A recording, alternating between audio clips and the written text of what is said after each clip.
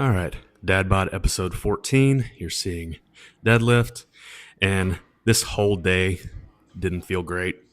Lower back was not 100%, and on deadlift, when you're trying to rip from the floor, for lack of a better phrase, uh, it just brings down the bar speed from the beginning, throws off the entire lift, and as soon as I started this lift with 420, I knew that it was going to be a struggle. I ended up completing the rep, as you'll see, but had to use so much energy to get it up. And again, my lower back just didn't feel great. So it was supposed to be 3 back off doubles afterwards.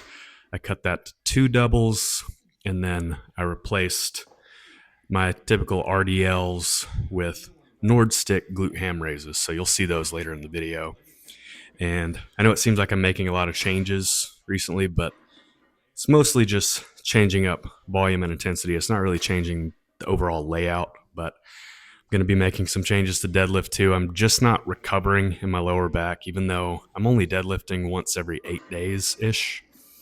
Squat is pretty tough on the low back too, and I'm just not feeling 100% doing it the way I'm doing it. So I'm going to be basically cycling between 3 different deadlift days, and I will not be doing RDLs on all of those days. I will be replacing those with less lower back intensive exercises just to give me some more recovery.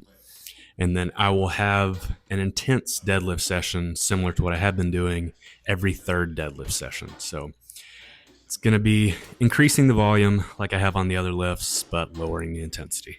Very simple. So you're seeing leg extensions here and added 5 pounds from what I have been doing. Still completed 3 sets of 10. So not super focused on that, but that's always good to see that I am making progress on an exercise like that. These are the Nord stick glute ham raises. And really, it's best to have your feet against something when using this piece of equipment. I've never really been able to get the length right of the strap to make that work. And I've only got one location in my house where I could even set that up, and it would be on the inside of the front door. So if I'm going to set it up out here, it's better for me to just do it this way. Not perfect, but definitely working the hamstrings, primarily in the eccentric portion, which, based on most of the recent research, is good for hypertrophy. So that works. On to bench press here, 4 sets of 6 with 205 pounds. This went well, felt a little bit better than 4 sets of 6 with 200 the previous week. So that's good. It should be pretty challenging on week 4 when I do 5 sets of 6 with 215. It'll be challenging next week too with 210. But I think I'll be able to complete it. So that's the goal. And I have decided to do a very conservative and fairly short cut. So I'll plan to lose somewhere between 8 and 12 pounds over the next 3-ish months.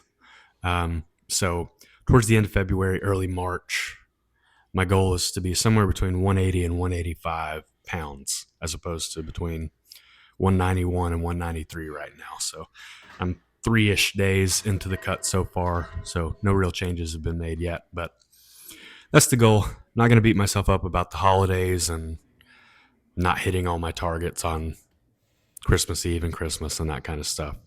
I'm much less religious about tracking now than I was when this channel started. Back then, I was also very food focused, which wasn't healthy for me. That was a big negative that came with competitive bodybuilding for me, 100%. And why I wouldn't recommend competitive bodybuilding to most people. It's just a lot, and you're getting to very unhealthy levels of body fat to compete on stage. So I do not intend to do that again. I still enjoy the sport. I like seeing other people do it. It's just not for me at this point in my life. And for those interested in the nerdy stuff, my current macros are pretty simple. The only real specific goal I have is for a minimum of 170 grams of protein. And then my total calories are between 23 and 2,500. And so that gives me some room to play with carbs and fat. Generally, that's going to be about 250 grams of carbs for me and somewhere between 65 and 85 grams of fat. And obviously, that's a pretty big range for fat, but if I were towards the upper end of that range, I would just lower carbs for that day so that I'm roughly in the range I'm shooting for. So for me, that actually is a little bit aggressive calories wise.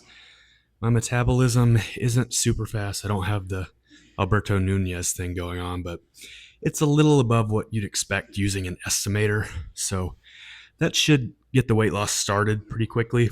And then I'll adjust most likely up in the next couple of weeks on calories. But if my weight is going at the rate I'd like, then I won't adjust at all. But yeah, I'll keep you guys updated on that info too. And my weight for the first official weigh-in of the cut was 193.4. I've only had 4 weigh-ins at this point. Had a couple in the 191s, and then I had one at 190, but most likely my real weight to start was around 192-ish pounds. I think I was probably just holding a little bit more water than usual, and then that's why my weight went into the 191s. And right now it's probably between 191 and 192. So I've probably dropped about, I can't really do underhand supinated pull-ups without discomfort, so I don't. And these are the 2 variations I do, and I'm much stronger on neutral grip, where my biceps take over a little bit more, and forearms. My forearms have actually always been a little stronger than my biceps and triceps. Not sure why, maybe arm wrestling as a kid. But yeah, stronger on neutral grip pull-ups, and I might actually be the strongest on supinated grip, underhand, if they didn't cause discomfort in my elbows. So maybe we'll never know.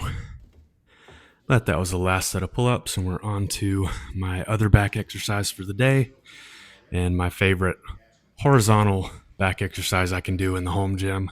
I just really like this setup. It's probably about as time consuming as setting up a barbell, but once it's set up, it's just great. I just really like this one. Get great range of motion.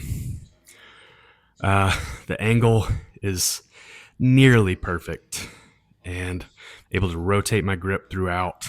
This one just suits me. On to my accessory day, and it was laundry day.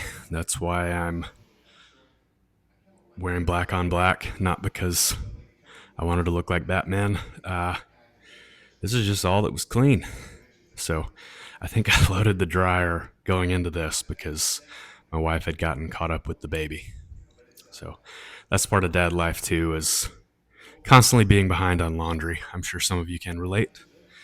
Yeah, just showing the drop sets for the triceps and biceps exercise. So it was 75 pounds with the easy bar, and then I took those outside tins off. So it dropped it down to 55 pounds, and then I got another set of 8. And you'll see that the bar moves much more quickly for the first couple of reps, and then the old lactic acid and fatigue starts building up. So these slow down very quickly. I think I ended up getting 8 reps with 55 as well.